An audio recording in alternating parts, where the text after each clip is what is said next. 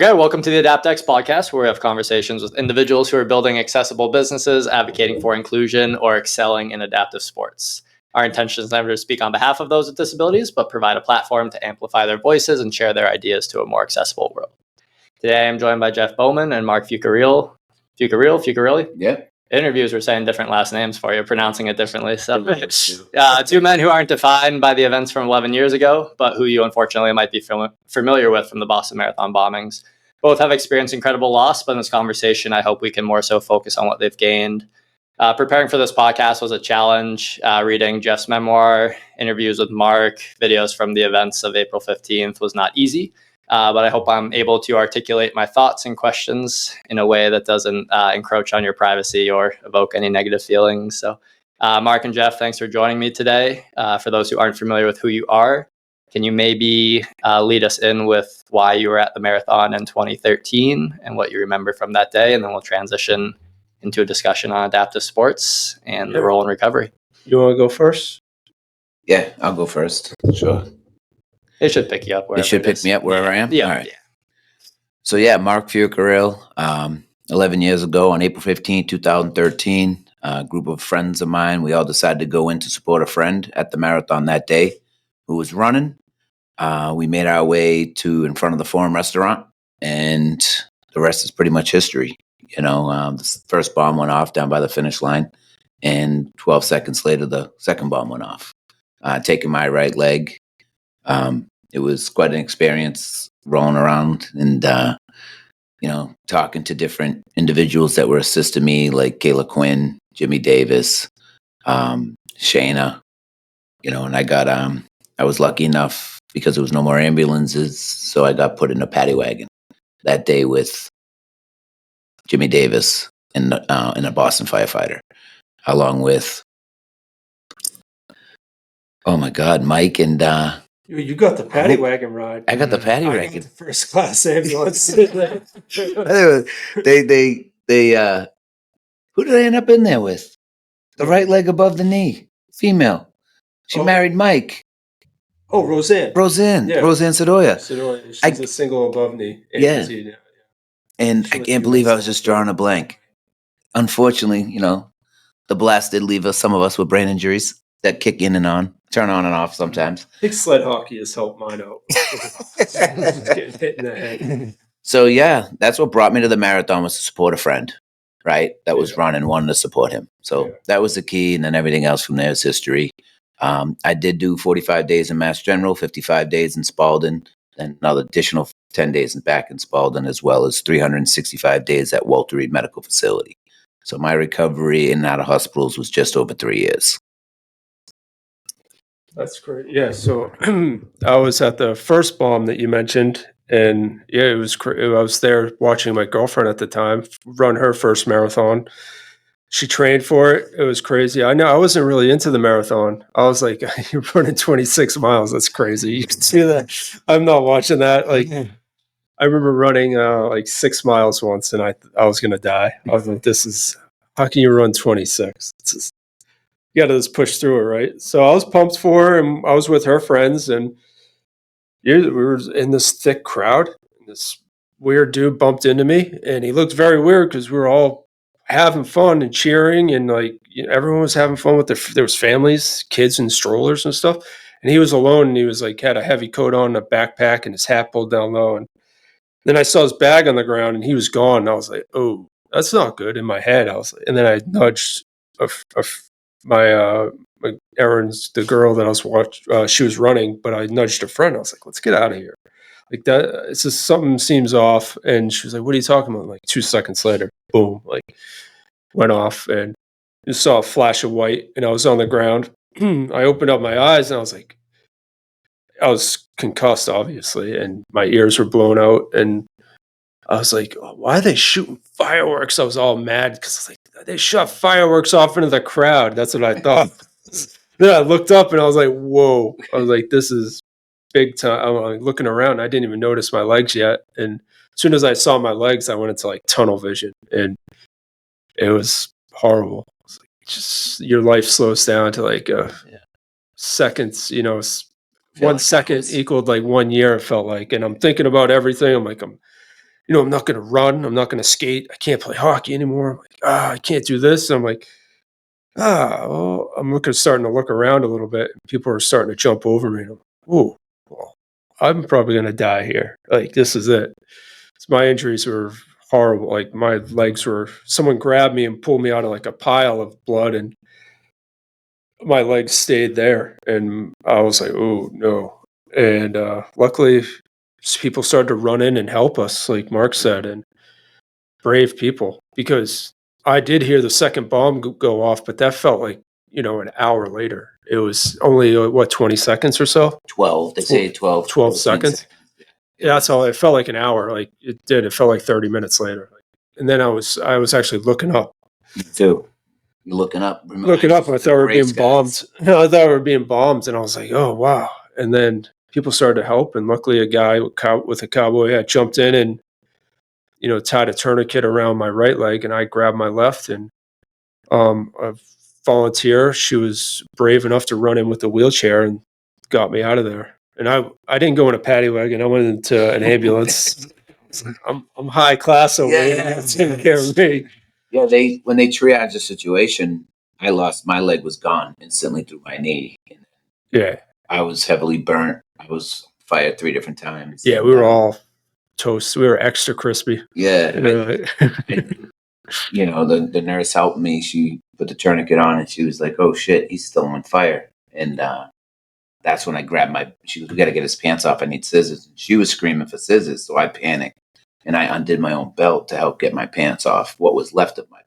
Was that in the paddy wagon or the hospital? No, I was laying on the sidewalk for quite a while. Jeez. Yeah, they backboarded me. They put me on a backboard, and then they were just waiting and they were screaming, stop, stop, to ambulances. And nothing was stopping, and they were talking to me. Just like you said, it felt like I was, right? Like, they're like, so what do you want? I said, I just want to see my son. I just want to get home. I just want to go home. I just want to see my son. And that's all I kept repeating and saying. And they were asking me my name. And like Jeff said, definitely we were both severely concussed. My eardrums as well as his. They had to, cut my ear, peel it back, put the new eardrum on. They use a skin graft from your armpit, because it's this soft, thin skin that they use, and stretch it back over your ear. I'm scared to do that surgery. Yeah. I tell you, that recovery from that surgery, I felt was worse than the 5 amputations that I did. Oh, jeez. Well, now he's definitely not going to get But yeah, so me and Jeff both feel the same way about people that day. Like, 2 evil people did an evil thing. Yeah. But when you look back at the pictures, I know Jeff doesn't like to as much as I do, but I love to see where I came from, being on that sidewalk. And but what I also love to look at is all the brave men and women that ran to help people that they didn't know. Yeah. That is what motivates and drives me. And then the days and year to come, and the support that we still receive to this day, all the time, is a true blessing. And those are what I like to focus on after everything. Is that complete strangers across this world helped us and supported us. If it was a gift, if it was financially, or if it was just words of kindness and acts of kindness. So yeah, it was. I think me and Jeff both, we get it. Oh yeah. We both, feel the same about a lot of things to do with the marathon. And the people. Cool that, like, a lot of veterans too, because we kind of get a piece of what the ones that got wounded, we got a little piece of what they go through. And they have been very supportive to us. Oh, they are. I mean, like you said, you were at Walter Reed for a while. Yeah. I get to play on, their sled hockey teams, and Simplify was right there in our hospital rooms. Yeah. At least in my hospital. Yeah, right, immediately right after Friday. I didn't wake up really until Friday. These guys are, recently just got blown apart like us, but they're walking around already and up and coming in, like, yelling at us in our faces. I remember you mentioned that in the book, that when you saw 2 double above knee, that was one of the times where you're like, all right, maybe I can get back to this. It's very, you see them move, and you're like, oh man, they're living life. They're doing it. Yeah. Did you wish that picture of you and Carlos didn't exist, or didn't gain the same virality No, that it did? now that I look back, I think it's a good thing, just to see, like, it shows what happened. Be human. You can't really deny. I don't want to like censor it. Yeah. It happened. Yeah. At the time, though, it seems weird to me that everything's going off and someone had the wherewithal to start taking pictures. So I actually have Yeah. spoke with one of the photographers, and he caught a lot of heat for it. Yeah. Yeah. But even my nurse tried to help Lindsay Lou, but there were so many people trying to help, she couldn't get in to help. Oh, And yeah. she stepped back over me, thinking I had already passed, but I was just unconscious because I was in and out of consciousness. But I tried to sit back up, and she was like, "Oh my God, let me help him." But it just shows, the photographer said, I'm not trained to help people. What I'm trained to do is take pictures and document this. This is history. And I was like, you know what? I appreciate it because there's also evidence. Yeah. There's a lot of things that he could have caught. And it was able to allow me to see the individuals and people that really rushed in to help. So he did catch a lot of heat. And a lot of people have mixed feelings on that. And I think it just, reverts back to your training and your job, right? The nurses that were there off duty, they jumped in. Yeah, they did. Recorded to their training. Oh yeah, nurses are the best. I mean, you mentioned in your book that you don't consider yourself to be brave. You're kind of like thrown into this situation as a whole, and then you kind of became the face of the Boston Strong movement. Was there added pressure from that? Did you ever feel like undue pressure from kind of being the face behind it? At the time, I really didn't feel a lot of pressure. It was just more of like a lot of support. That's what it felt like, a lot of support. And it also, like, I didn't want to let anybody down. So that was in my mind, like, I'm going to let people down. Yeah, so that's to a degree pressure, I guess. Yeah, like it is some pressure. obligation to the people that are supporting you. It is more like an obligation, but it's also a blessing that so many people support you, Yeah. I mean, you're a huge Red Sox fan, so like the Ortiz speeches and stuff, like did that motivate you? I know you kind of had the contrast in the book.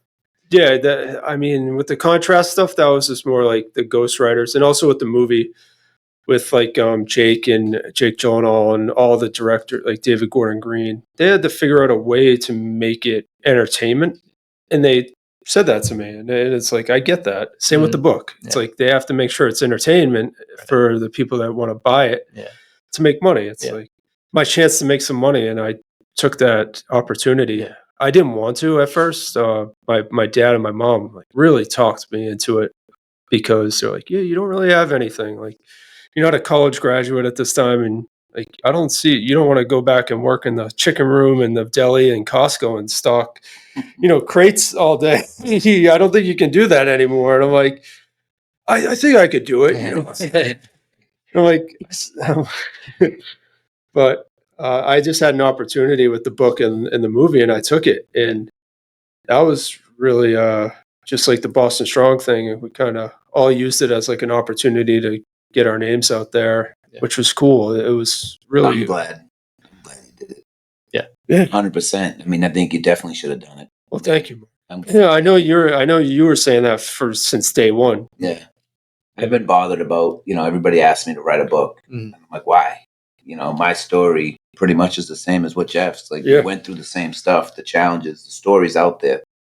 But I love it because that book became a movie. That movie became something that people will remember, right? It's that never forget. And it's not really about don't forget what happened to me. Don't forget about what people did. Yeah. I mean, there was a lot of generosity and kindness that came out of what it came out of. Yeah, that was the craziest. I didn't get that. Like, I remember I had to clean out one of my rooms that I had to put stuff in that I got sent. Like, people would just send me stuff from all over the world. And it's like blankets, hats, everything. And it's like I'm talking like a full room up to the ceiling of this stuff. And it's like I had to go through it. Like, it took me months to go through it. And this is like 5 years later. Like, this is crazy. It's like the support is nuts. And like that just boggles my mind. It's because we see this stuff happen kind of like all over the world. And you feel bad, obviously, like when you see stuff horrible happen, traumatizing events, and people go through war, like war zones. And you feel bad for those people. And I'm like I couldn't imagine like setting my time out and actually like making a quilt for somebody and sending it to somebody. You know, It's like the nicest thing.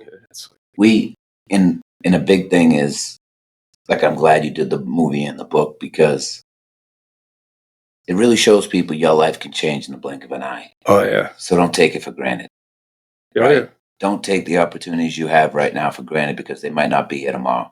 absolutely. And that's I'm just no one else has done it really.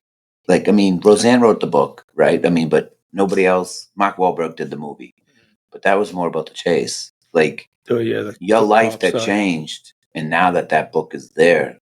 Like, I don't know how many times over the last 11 years that I've told people they've had to watch Stronger. You have to watch. They're like, oh, I watched the movie. I'm like, what one? And they're like, Mark Wahlberg. I'm like, yeah, great movie, but Jeff Bauman's movie is the best. So, what one? Oh yeah, I've seen that. Stronger, yeah. I'm like, that's the better movie, you know. And I mean, don't get me wrong, Patriots Day, Mark Wahlberg movie, great, phenomenal. Like, I like it because, again, it's that piece of history that will go away, that people will remember, because there were a lot of police officers, FBI agents, and people that put their time in, you know, to do what they did on their end, you know. Are there any ways that your lives are better after the incident? Yeah, in certain ways. Like I have a daughter now. That's way better.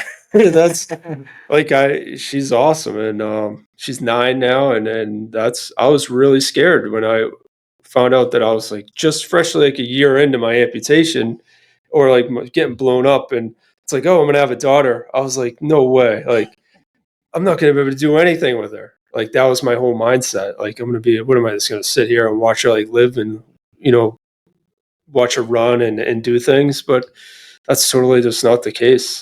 That's another thing I was just like fearful of. And yeah, I mean, I can't say I probably would not have a child right now Yeah. if I didn't go through all this.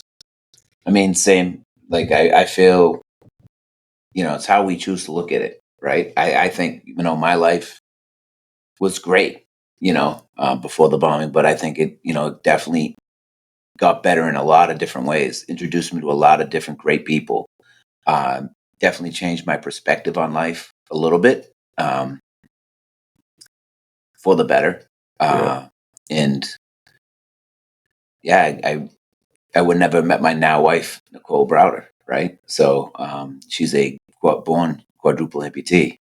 And I got to I mentor kids with missing limbs and limb differences through different charitable organizations. And it really just shows me and it makes me appreciate life more, you know? And also, I thought I believed I could do anything. But now seeing what Jeff does and what I do on a regular basis every day, and I've done 8 full marathons on a hand bike, and 26.2 miles is legit crazy. Like Jeff said, every time I start out, I'm like, what am I doing? Why am I doing this? This is pure punishment. But every time I complete it, I'm like, oh, wow, that was easy.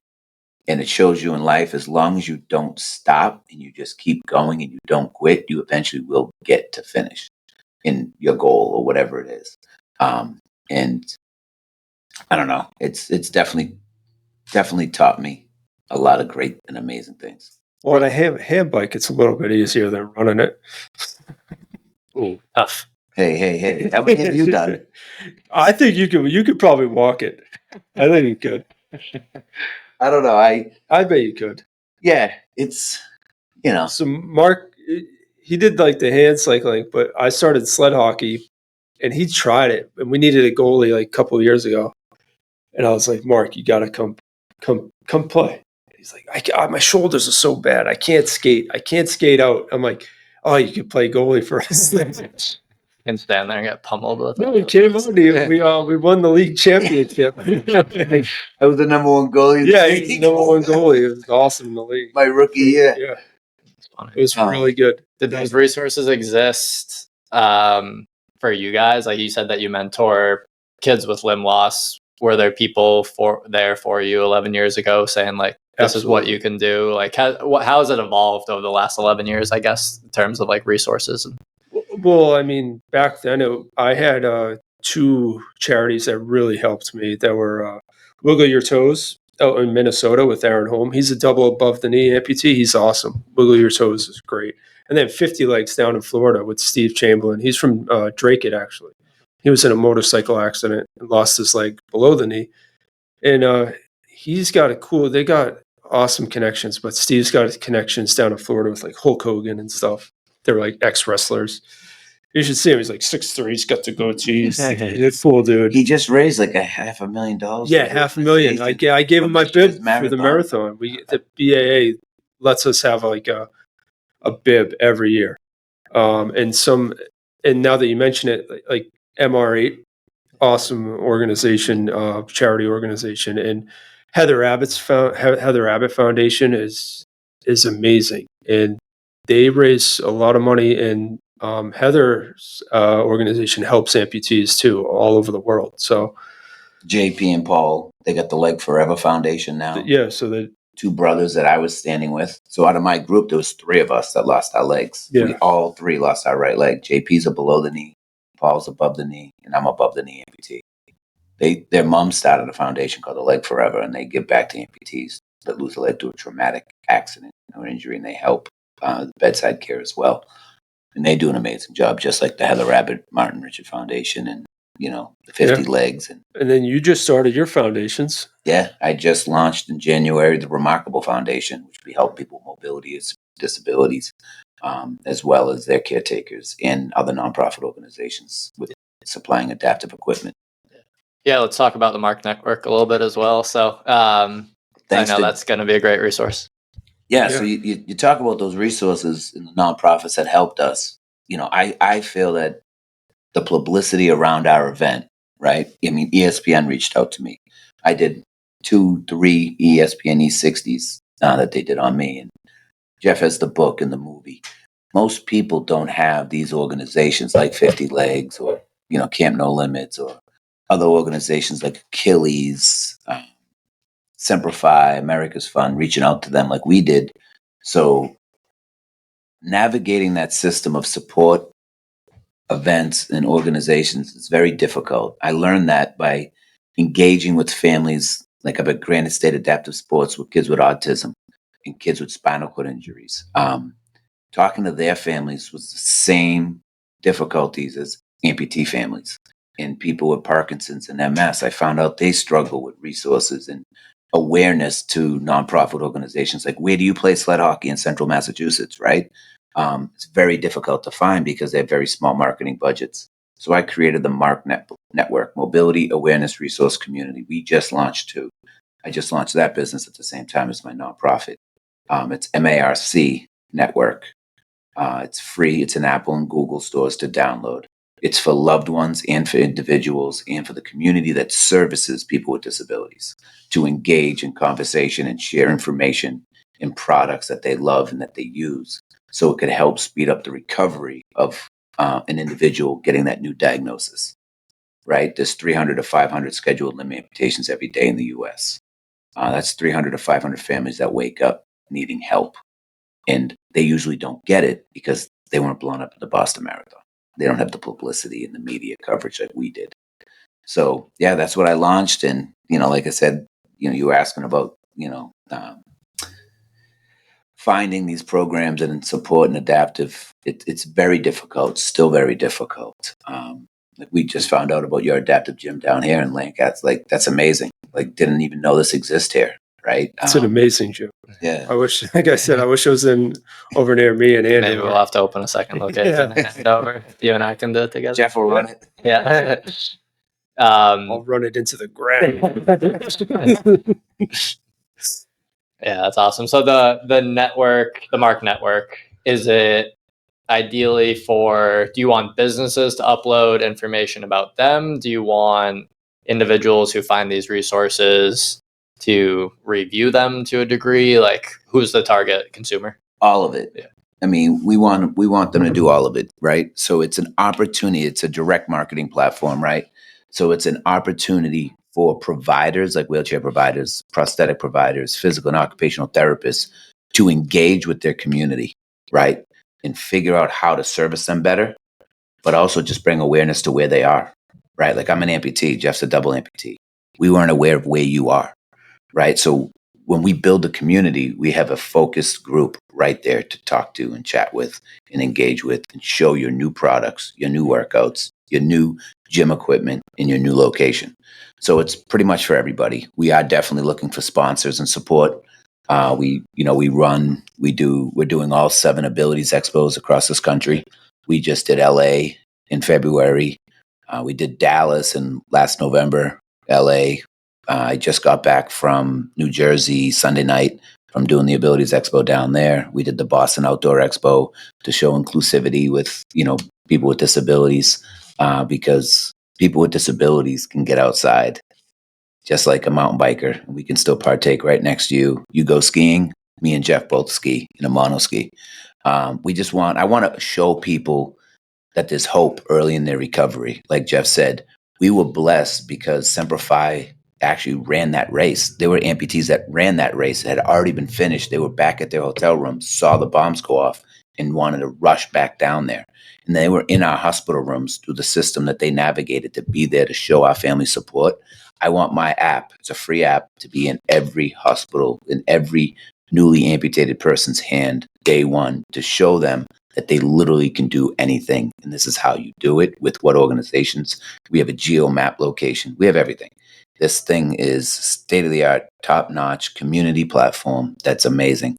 But like I said, it gives you, everybody I go and visit, I don't know about you, Jeff, but they feel alone, right? When they just wake up and now they're missing a leg, or they're now paralyzed. Like they feel by themselves. They don't think they're ever going to be able to do nothing. That was my mentality. I didn't know. And now I do more than most able-bodied friends of mine. And I do it all with my family, just like Jeff. Jeff skis with his daughter. He plays hockey with his daughter. I mean, nothing holds us. There isn't anything you can't do. And I want to change that attitude early in someone's recovery when they get that diagnosis. I want them to know they need to work hard at physical and occupational therapy. That's where it all starts, day one. What's the role of adaptive sports in recovering from something like this? Tell them about Jimmy. Who? James. Oh, James. Jimmy Grackhorn. Oh, all right. Yeah, we have a good friend, James. He's probably not going to let us. He's going to listen, and then I'll tell him what's up. He's a vet, and I don't want to tell a story too much, but he was in the Army. He was in a cavalry unit, so he drove like Bradleys, the trucks. He was a driver, but he had to raid a house, and he got shot by like 6, probably 4 or 5 times, I think. Yeah. And he had a rough recovery, and he went into a dark place for a while. And he's found sled hockey, and he started to play up in Maine. He had to go up there with the Maine Warriors up in Maine, and he played with them. And then we started to play against him, and I got to like him and talk to him. And then he jumped onto our team, and now we're good friends with him. Yeah. And so what he says is like, I really didn't connect with anybody. And even down at Walter Reed, he was at Walter Reed for a while. I think everyone's in their kind of own little world down there in their bubble sometimes. And when you get out, you get like thrown back out into the world. It's probably totally different than what they're used to. But he found like a camaraderie with sled hockey and adaptive sports, because there are a ton of vets that play. And there are a ton of, everybody has basically a disability. Yeah. And he just came out of his shell, and he's wicked thankful for it. And he's like, he interacts. I guess he just like sat at home and didn't do much. And now he's like goes out, and we travel all the time now for sled hockey and going out. So like, just like something like that, just getting people out of their comfort zone, their bubble, their darkness. And then it gets you into, competing again. And that, for me, it's the competition. Like, yeah. I would never think I would just go and be able to like, watch Marc fight somebody on the ice, and which has happened. James fought somebody. James fought Troy. Yeah. They're throwing their sticks at each other. If you've ever seen a sled hockey stick, they have a spike pick at the end. Yeah, they have a pick at the end. They're throwing them like spears at each other. I'm like, every team needs an enforcer. Yeah, exactly. To my defense, I defended myself on the ice. I didn't fight on the ice. I was being punched in the back of the head because I was tied up on the skate, stuck there. I asked him nicely to stop. He didn't. So I kind of just put him in a reverse chokehold. Put him to sleep a little while. Yeah, it's hockey. Do what you gotta do. No, but adaptive sports definitely is huge in the recovery, right? I mean, look at our U.S. Olympic team, Yeah. the sled hockey team and the wheelchair basketball team and diving and swimming and track and field. It's an opportunity for these kids to inspire to be these athletes. And it's growing. And that's what the Marc Network wants to be about too. I want to bring awareness to the mobility impaired community and I want to live stream it to where everybody can see it and these young children can inspire to be these athletes. Because like, if you don't, know what's out there, you can't, so a lot of people just can't do it, right, until they see it. And I know with me, Jeff had to do some convincing to get me to play. But once I played, you get hooked. He loved it. And I love it. But unfortunately, my schedule of traveling and doing what I'm doing messes that up a little bit. But I always try to work it in. Yeah. I say I'm done right now, but when the season gets going, I'll probably be their backup goalie at Springfield. Or he jumped out on defense because he played like me. We played hockey growing up, so we jump out on the ice, and it starts to click again. And it might look different, like you're sitting down, you're in a sled, but it's still the ice, and you still have these blades, and you got to cut. You got to get into your turns. You got to lean in. It's all core to lean into your turns. It's a beast sport, and it's just like any other. Physical. It's super physical. Just like probably any other sport. Skiing is. I skied a little bit growing up. I grew up skiing. Yeah, so my girlfriend loves skiing, and my daughter loves skiing, but I hate it. I love sled hockey. I'll go out there and battle all day, play it all night. You could put me on the ice. But you throw me up on a black diamond, I'll cry. Like a baby. I'm going down this. I scream. I look for the. And I'm a decent skier. Like I can ski. Oh, you can ski. Yeah, I can ski, and you can ski. But you got like some people love it. I'm like, if I go down a black diamond, I'm swearing at people. Yeah, I love it. You took me down a black diamond. When you hit the slopes, when I actually kind of skied before I walked. And it was the first time I felt freedom in months. I literally felt like I was standing and skiing down that hill in Breckenridge, Colorado, is where I first learned how to ski. That high up, to like losing your legs and then just being that high up in elevation and into the mountains. It's it's something else. It's like, because I've hiked, but I can do like maybe a 2,000 or 3,000 hill, a little hill. I can't do the 4,000 footers like I used to. Maybe I could.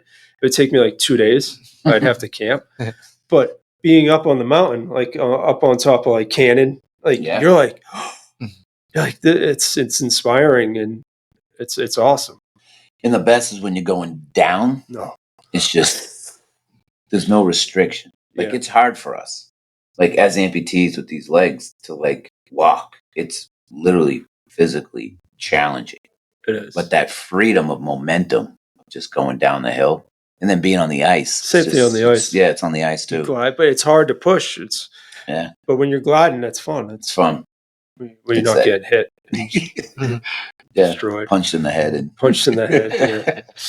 Do you think introducing people without a disability to adaptive sports like sled hockey would be make it more popular, or do you think people? I think it would. Yeah. We play with a lot of able-bodied people. Yeah. In our league. And they love it. I wish it's a different sport. A lot of my friends want to try it. Is like that I grew up with. Like, let me on there. It's tough kind of lining. That's our problem, is like lining up ice time with sleds and equipment. I know, like I played for Spalding. They had a van and they were good at getting equipment that you needed. But that's like the hardest part, because we have funding. See, he doesn't. I don't even think he has a sled, Mark, and he's played for like 3 years. You have guys. It's just financial cost. You stole, David Eustace. I stole, so David Eustace is now a one-time gold medal Olympian, right? He's one of the best in the world. He's an amazing sled hockey player. And he grew up he's a single above the knee amputee, and he's a young kid. He's probably 24, 25. 20, probably 22. 22, yeah. Yeah, so Jack Wallace is a little older than him. So David Eustace grew up in my hometown. So he's younger than me. He's like half my age. Mark knows his dad. I know his dad really well. And I knew his dad only because my brother knew his dad, because my brother was a police officer and his dad worked for National Grid and the details. And then my sister-in-law bought the dance studio in our town, and his younger sister danced there with my sister-in-law. And my brother and the police officers always supported David Eustace to go to Camp No Limits because David was coming out of school with his mom and his sister, and he was 5 years old. In an actual below-the-knee amputee, his foot got stuck on the gas pedal, and he drove through the crowd and pinned him against the wall. They took his left leg and his right leg salvage limb. The mom was injured, and the sister also was severely injured, all three of them. But they all luckily lived. And David Eustace found Camp No Limits, and Camp No Limits introduced him to sled hockey at 7 and changed his life. And I was blessed enough to be able to support them and know them. And then this happened to me, and David's dad reached out to my brother. And as a family, they really supported me. And we became really good friends. I help him fundraise for camp with him. What he does is amazing. Paul Eustace. And so I was just blessed. And I just last year got David's dad's like, hey, I got a couple old sleds you could piece together. It was a Frankenstein sled. These guys, we're decent players, but like they've been playing since they were for like 20 years, and they're 22. You know, they've been playing growing up, and they just crush their equipment. Like this is steel welded things that they're ripping apart, and that's how violent they are.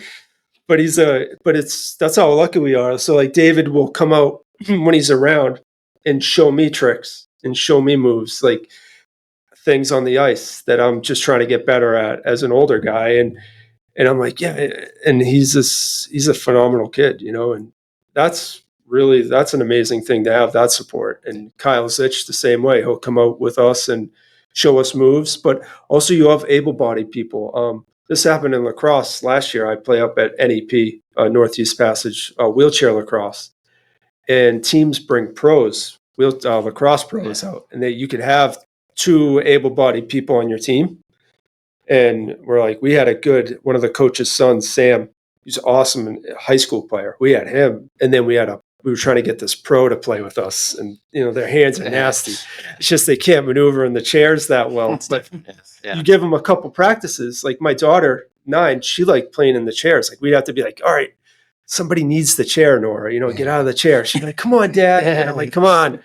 And she would actually be out in the practices, and like some of our good faster players, like Timo Dahani, he's the Marine. Yeah. He was a Georgian Marine that got blown up. Yeah, the one I crashed into in hockey, and he broke my ribs. Yeah, but he was just sitting still, and I hit him. He'd be like buzzing. He'd be going at Nora and looking. He's like, "Oh, I don't want to run into her." I'm like, "Nora, you got to get out of the chair." But it's interesting to depict adaptive sports as not less, but just different. It's not like a lesser athletic endeavor. It's just different. It's just different. Yeah. Sometimes it's almost like it could be more because running is so natural. Yeah. Oh, wheelchair rugby is insane. If you watch wheelchair rugby, I would never. My body's been beaten. I could barely survive sled hockey. Yeah, and that's the thing too. Like with sled hockey, it's not only do you have to have quick hands, but you also got to have the strength to push yourself as well as the core to stay upright. Yeah, and then now, so you're trying to push a chair and you got to carry your stick, and then it's full contact. So people are like, pushing you, like people will throw you if you're off balance. People are pushing your chair over, and then it's like no one's helping you get out. You got to either get out of your chair. The refs will sometimes come over and like give you a little hand, but you got to get your chair up, and it's like it's all things you have to learn, and it's a different. Adding the equipment that we need to use to sports is a whole nother element that able-bodied people don't have to do. Yeah, the wheelchairs are pricey, and they get beat to. Same with your sled. Your sled's pricey. There's only like one kind of vendor that makes them up in Canada, unique, and they get beat. They get beat up. Like my sled looks like it's been thrown through like a war zone. Like it's got chips and it's metal. It's. I mean, you mentioned in your book your prosthetics were what, $100,000? Yeah. So it's like microprocessor knee is from Autobach. Like how can you make assistive tech and adaptive equipment more financially accessible?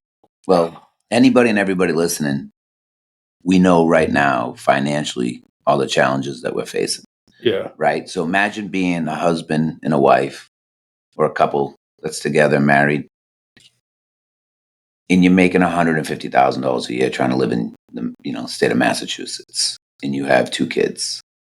Now add a disability into that.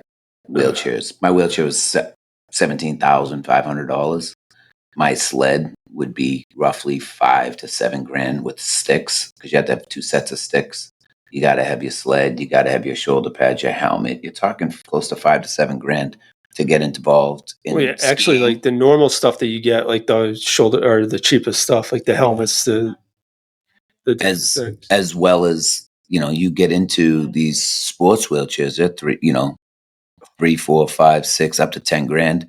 I know my hand cycle was like 75, 8,500 hand bucks. cycle's crazy. They're so nice, and But it's the only way you can participate. So it's kind of crazy. So we rely on a lot of organizations, and unfortunately, like, they don't always cover everything, and you can't find enough of them. But there's such a need that they can't buy every one of them.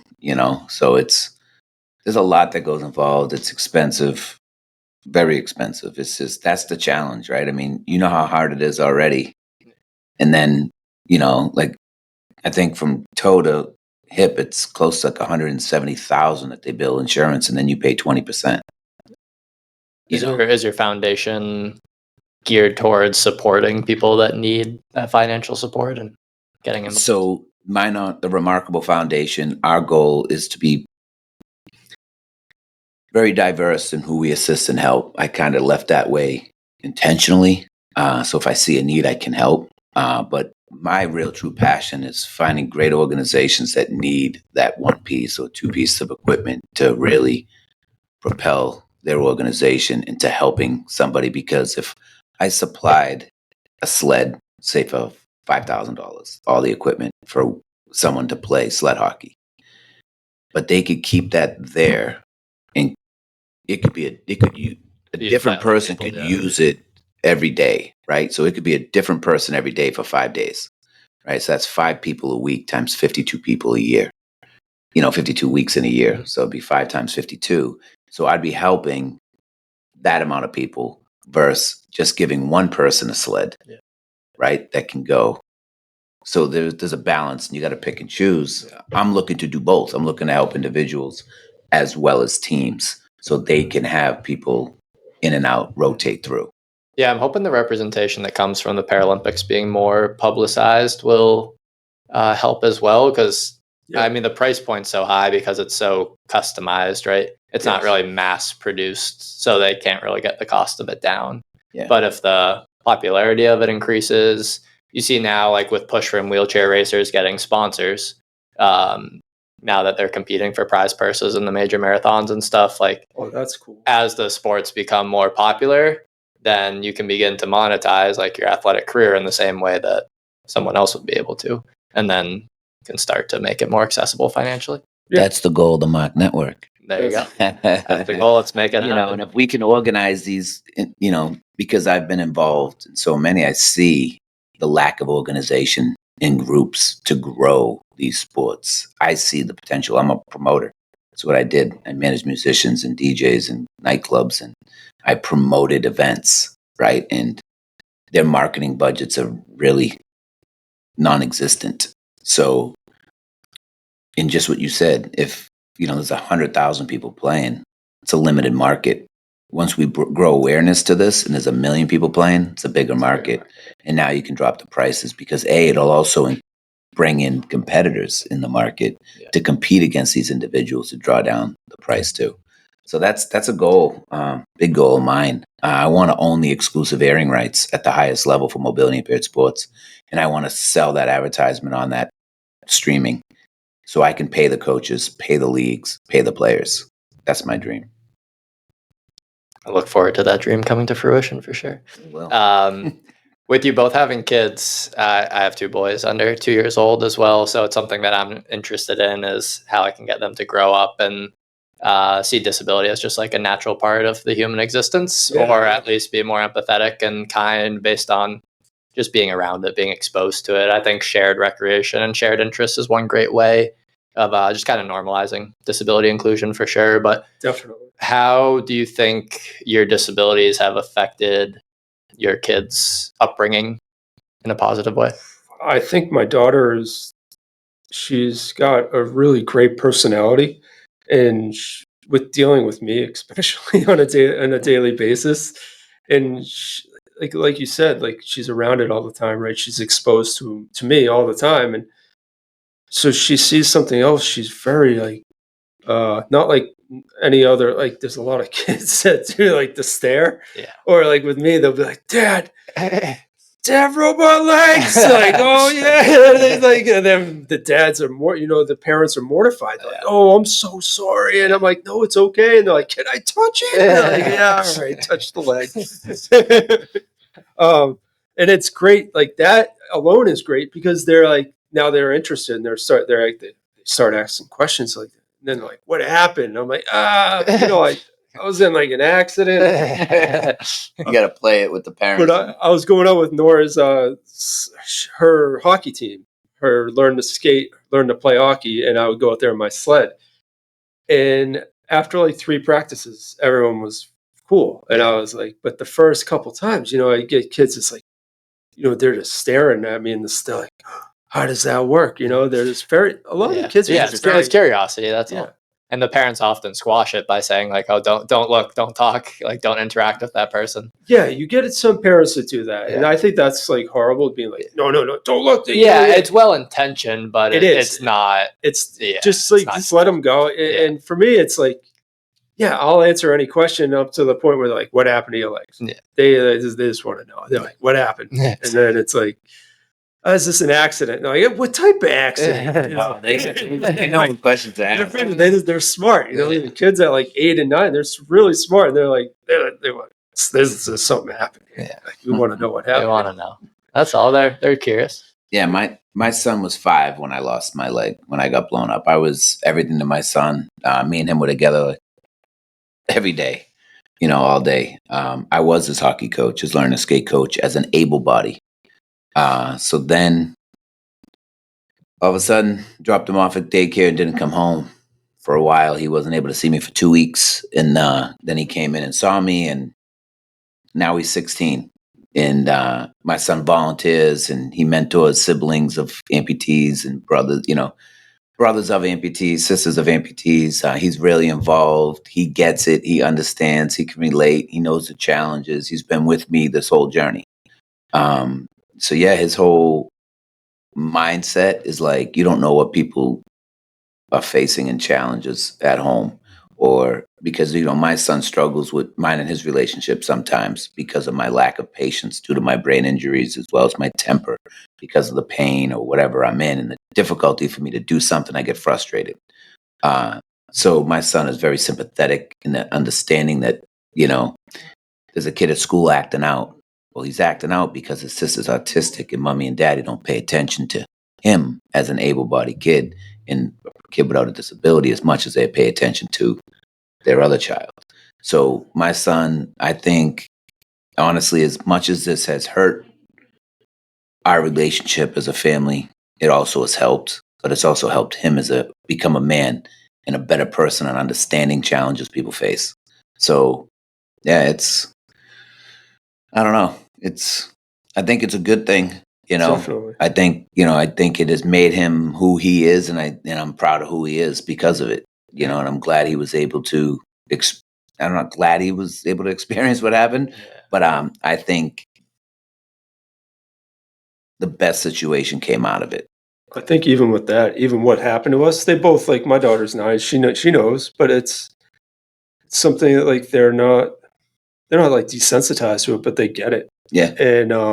And it's great to both our kids can walk into any of our locker rooms and everybody's missing a body part and they're just normal. They're like, and they're also super helpful. Oh yeah. Anytime, Gavin, anytime he's like, oh yeah, I'm like, Gav, can you grab my water bottle for me? It's in my car. He's like, yeah.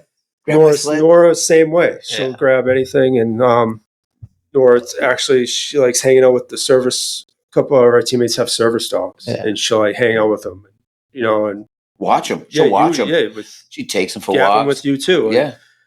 It's a nice parallel when you mentioned earlier that you were worried about not being able to walk or run or play with your daughter, and now you're out there on the ice. Yeah, in a different capacity than you probably had envisioned, but you're still out there. Yeah. Same with lacrosse too, because I put on my short legs, my stubbies, and like I'll go out in the field and we'll just practice catch and throwing and skiing. You guys go skiing all the time. Skiing. She loves skiing. The wheelchair lacrosse, the fact that she's like willing to jump into a wheelchair and like she didn't want to get out. You got to get out of the chair. What's the best way for friends and family to support someone after a traumatic experience like this? Motivate them.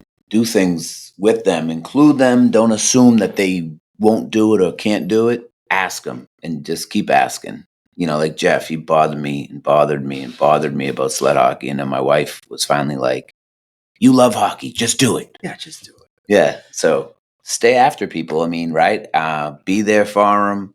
Say, hey, if you need something, ask me. If can I help you with that? If not, no big deal. Let them push them to challenge themselves, encourage them to go outside of their comfort zone, because as soon as they do, they really understand that there's nothing that can hold them back. So that's my message. I'm sure that's the same as 90% of people facing our challenges would have the same message. Yeah, absolutely. Just to be supportive and to force them kind of out of their comfort zone. That's the big thing. It's like everyone gets in their comfort zone and doesn't want to leave. You gotta get forced out of it. That's Jeff. Yeah, that's me. And Marc forces me. I bug him all the time. Yeah, he calls me up. I was questioning if Jeff was going to make it to the podcast today. Oh yeah. Did you have reservations about speaking? No, yeah, I really, just talking and doing stuff. I did so much of it. I just sort of don't like it anymore. But this has been very nice. Because I've done glowing a couple testimonial. This has been very nice. I'm gonna put it on my website. Yeah. Marc is it's fun hanging out with Marc. Yeah, we have a lot in common, me and Jeff. A lot of our activities that we like to participate in align very well together. We're both competitors. Yeah, oh yeah, definitely. Yeah, and I don't fight as much as you do. You like to fight. Yeah. You claimed that you weren't competitive before, though. What? You claimed that you weren't very competitive, or maybe the people that wrote your book wrote that you weren't particularly competitive before. So I wonder, have you noticed ways that you've changed since the... I was always like, I like playing sports, but I wasn't super competitive. Maybe when it came to, I didn't like running. I think I was trying to get that across. Don't ask me to run the marathon. Is that what you were trying to communicate? Yeah. Because no way I'll make it. I wouldn't have made it with my legs, 26. I loved hiking. I was more, when I got into my 20s, I was like, a lot of my friends played like men's league. I played a little bit of men's league hockey, but then like, I liked hiking. I like being out in the woods. And yeah. The biggest thing is, and that's a big part of what we're trying to bring out there, is find the community support, right? Like if I wasn't running and hanging with Jeff, and I wasn't in contact with somebody facing similar challenges as me, he never would have convinced me to play sled hockey. Nobody would have convinced me. I never would have really gotten involved in sled hockey. And telling you, it was like probably one of the best decisions I made. And I wouldn't have done it unless, I was with Jeff, somebody facing the same challenges, convincing me to do it. That's a big thing. It's community. It's like a friend. You'd really need like a friend to do it, because I didn't want to play and I love hockey. And I was I just kind of got thrown into it.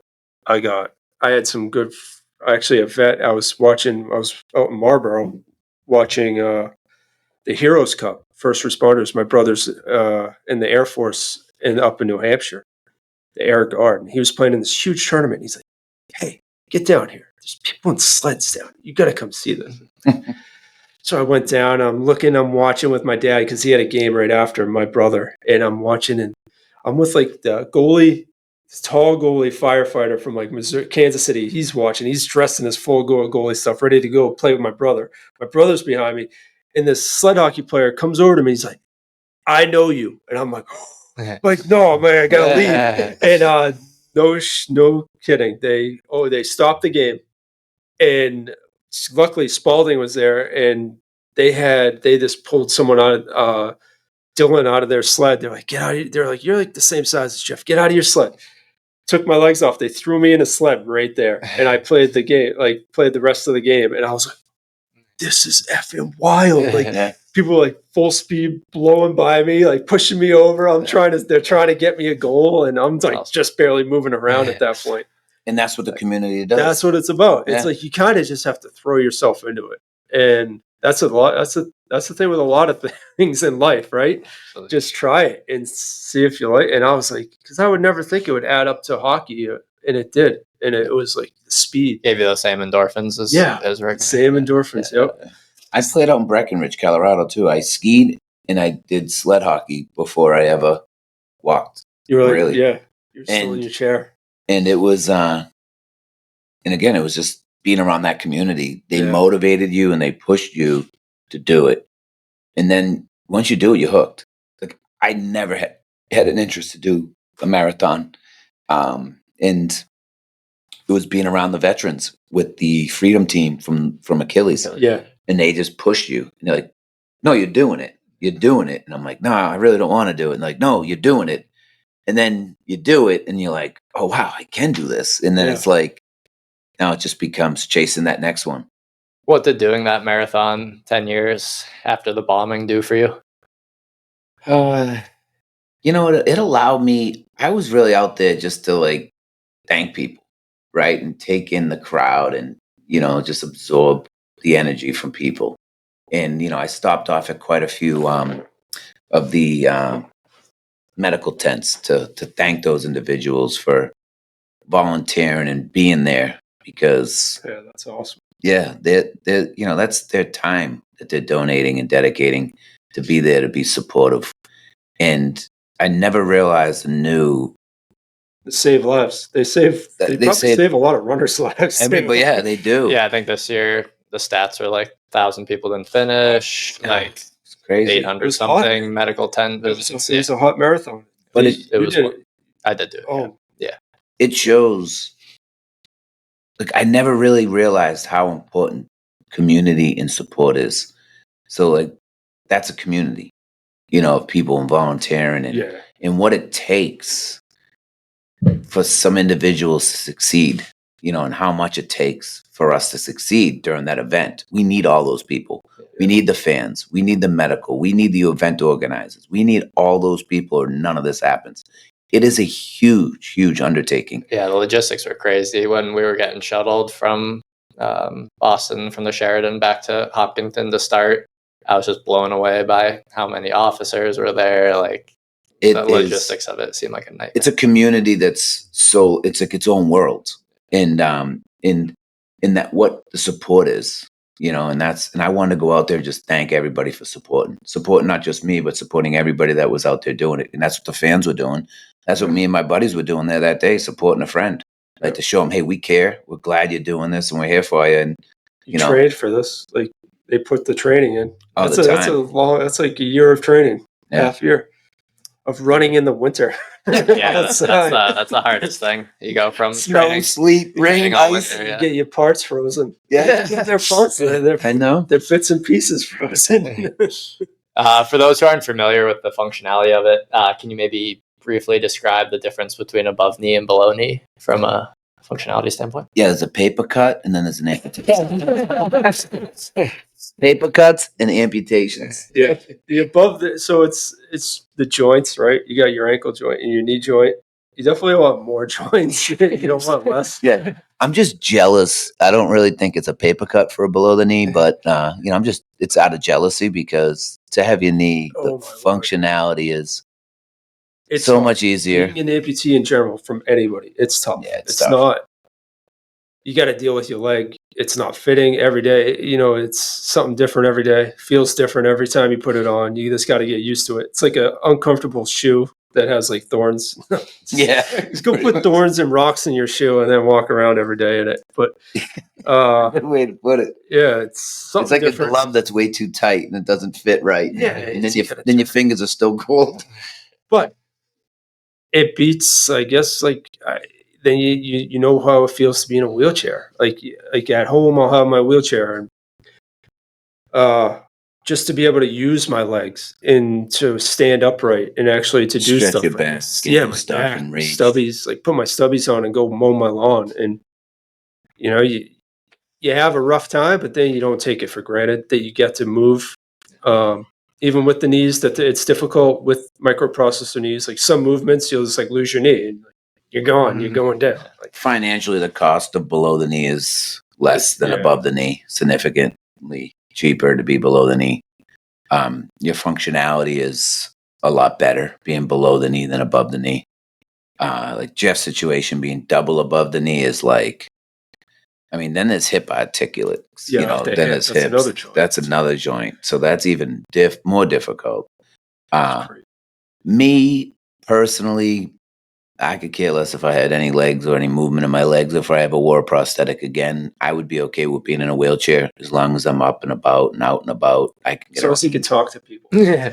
You can talk to tires off a truck. I could sell ice to an Eskimo. But no, it's, you know, the reality is just accepting our situation, right? Above the knee, below the knee, spinal cord injury, whatever. It's just accept it because it's never going to change. It's not going to grow back, you know. They are doing advancements where they're attaching below the knees, you know, legs and stuff. Amy Purdy had the opportunity to put some below the knees back on. Like the guy I was down in Walter Reed with, they surgically reattached a cadaver's arms and they function on him. Yeah, so I know. Yeah, technology is insane. Yeah, I'm sure the I've technology seen it. will continue to evolve. Yeah, it will continue to evolve. But I look at my situation. I don't need to surgically put a leg back on. No, thank you. I don't want to take the rejection medications, the risk of infections. I live a great life, you know, and I live a great life because of support too. If we keep our bodies healthy, eat right, we run pretty Exercise. Yeah. So Yeah, that's the thing. Like, I feel like there's some arbitrary standard of like recovery is being able to do X, Y, Z, but it looks different for everyone. Everyone has different goals. Yeah. And it's not like if someone doesn't walk again after a spinal cord injury that they like didn't try hard enough. No, It's No. like everyone's situation is different. So absolutely. Every socket, every amputee, we all walk different. We all have different fits. What works for me doesn't always work for everybody else. Well, even normal people, like everybody has different gaits. It's like no one's the same. Yeah. And it's the same with just because someone's an amputee doesn't mean I know them. It doesn't mean I like them.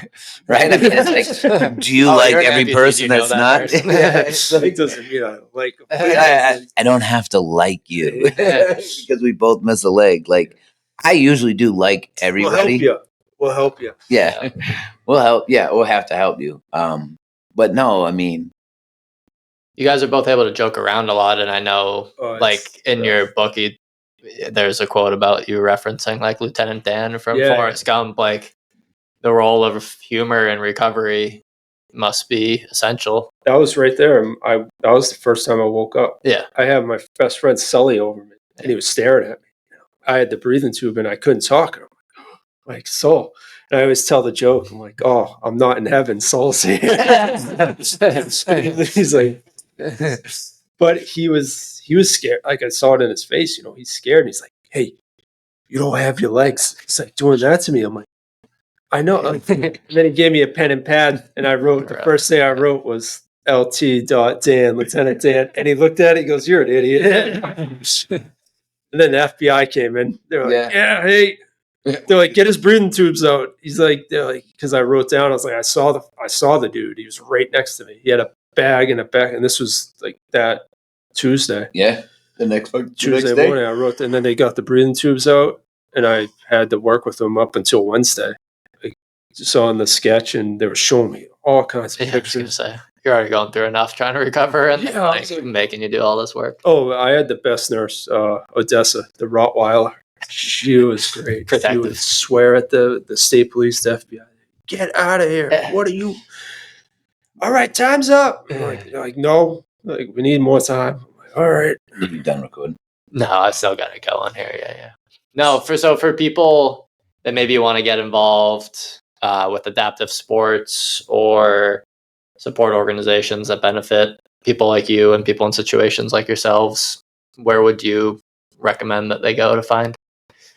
I mean, I'd recommend go to the Marc Network. That was a plug. That was a segue into yours. That was a softball. Yeah. So, no, seriously, we're looking to partner. So if you are a nonprofit organization that helps people with any type of disability, reach out to me, the Marc Network. It's a free app, MARC, and provide us with your links. We want to promote you, right? We interview people. We bring awareness to what people are doing out there. If you have an adaptive sports program, reach out to the Marc Network, please. Get on our app and promote your product. That's what we are. We're a promotional platform for people to promote what they're doing to help other people find what you're doing so they can participate, they can donate, and they can volunteer. So yeah, I'd say go to the Marc Network, but there's a ton of great organizations like Jeff. I'll let Jeff go through his. I have mine that I believe into, like A Leg Forever, the Webb and Norton Foundation, the Remarkable Foundation is mine. Greg Hill Foundation, the Clatter Foundation with Ken Casey, they helped us out. Semperfi, which actually was the America's Fund. There's a ton of adaptive, Granite State Adaptive, Vermont Adaptive, Maine Adaptive. There are so many great organizations. We have an adaptive gym here, Adapt X. So, just do some research. Where's that? I think it's in Lancaster, 417. Fulton Road. Yeah. So Jeff would go into a couple of organizations that he knows and he likes. Yeah. The gym here is amazing. Yeah. It's really cool. It's like super, you walk in, it's flat. I mean, that's the key. It's like there's a lot of, no stairs. I mean, I think that's one of my goals too, is like people assume that you have to have a gym outfitted like Spalding to start working with people with disabilities. No, this is like open floor space is actually better. So it's like it's less work to make it more accessible. Like Spalding, dude, don't get me wrong, Spalding has a great facility. It's great for I think it's great for inpatient, but this would be like premier for like someone that's trying to get back to their life. Yeah, that's our goal, to kind of reacclimate people back into their community. You want to like look at something that's not a hospital. Like, it's not a hospital. This is like a gym that you work out at. Yeah, this is great. Planet Fitness. This is like you're with people. Yeah. You're not with patients, and you're not a patient anymore. You're a person. It gives you back your dignity and your pride. Absolutely. 100%. And it's like you walk in here, it's just like you're normal again. Yeah. Well, thank you. That means a lot. But I definitely appreciate both of you coming all the way out to Lancaster. I know it's in the middle of nowhere, so and you even had to eat a salad for lunch, so I apologize for that. No, the salad was good. I got into like the tofu stuff. Yeah. Yeah, you couldn't pay me to eat that, but I had a nice burger. Gonna have a steak tonight for dinner. There you go. Well, we'll plug. We'll make sure the Marc Network is listed in the show notes. I'll include Stronger, the movie and the book as well. Was one of the contingencies that the most handsome actor in Hollywood play you? No, I said you didn't pick Jake Gyllenhaal. No, I said I think they look like each other. No, I said they'd have to hit me with a bat a couple times. Get you to his level. Yeah. Or they have to do plastic surgery on Jake to make him look better like you. No, he did a fantastic job though. Talk about someone that is he's serious, and he wanted to get like the disability down. Like, he was intrigued about the legs and the movement and what it had to, what I was going through. Just like everybody else that I worked with. It was awesome. Good. No, I think he did a phenomenal job.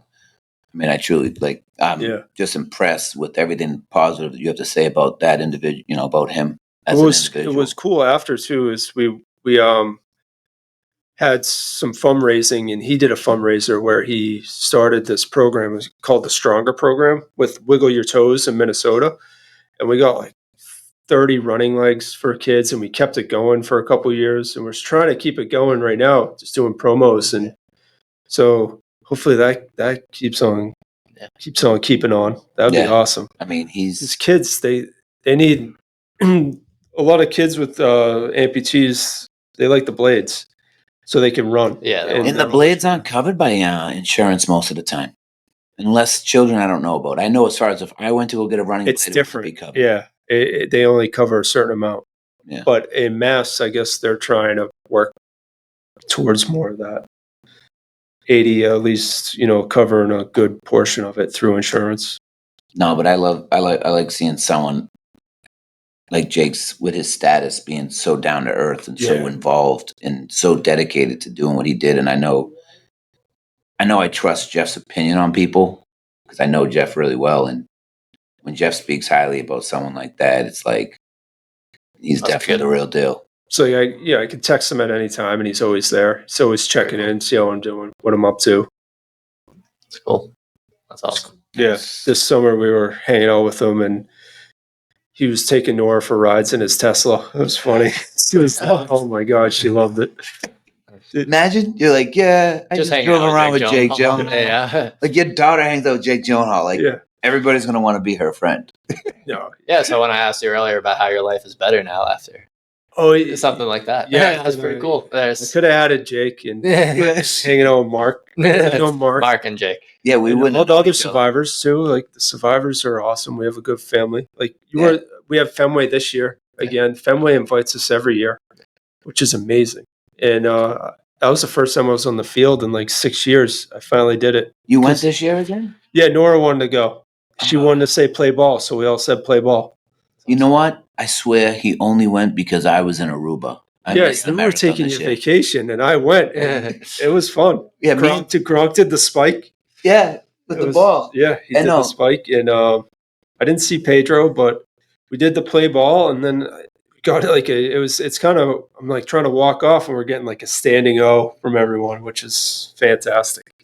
It's the Red Sox organization's been They're above awesome. and beyond. Like for us, I literally just pick up the phone with them and anything you need. They have been amazing. The first year, so I've been going back, and Jeff's been skipping out. And the 1 year I skip out, he goes back. He's like, Mark's not going. I'm going. I don't have to talk to him. Hey, we've been a lot. I was like, I only went because Nora wanted to go. She was like, Dad, we got to go. And she's at that age, 9. Yeah, she's like, cool.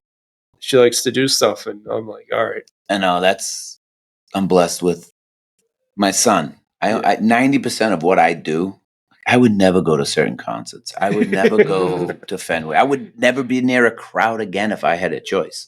But my nephew, my niece, my other nephew, my other niece, Uncle Marky, we want to go to Morgan Wallen. Can you call? Yeah. Can you call? Hey, can you cook? We want to go to Zach Brown. Can you get us tickets at Fenway? I'm like, yes. Can we go? Can we go to the Red Sox game and throw out the first pitch? My nephew Finley loves baseball, so I'm like, yes, we'll go. But if I had a choice, I wouldn't go. Yeah. But so that was me for a while. But I do like you guys going. said family members pushing you out of your comfort zone. They do, exactly. yeah. They but once we go there, the people that are there are the best, dude. They treat us like amazing. They're so sweet. And the crowd. Yeah, the crowd. Yeah. It just reminds you of the support. And it's like it does drive you to do more and do better and come out of your shell. Yeah. But thank you for having us, man. I appreciate it. This was great. Yeah. It was at least got me to see my friend Jeff, because I have to always bother him to hang out, and he's busy. He's a busy man. Hey, appreciate you guys taking time out. I was trying to get you to skate yesterday. I had some stuff. Thank you for having us.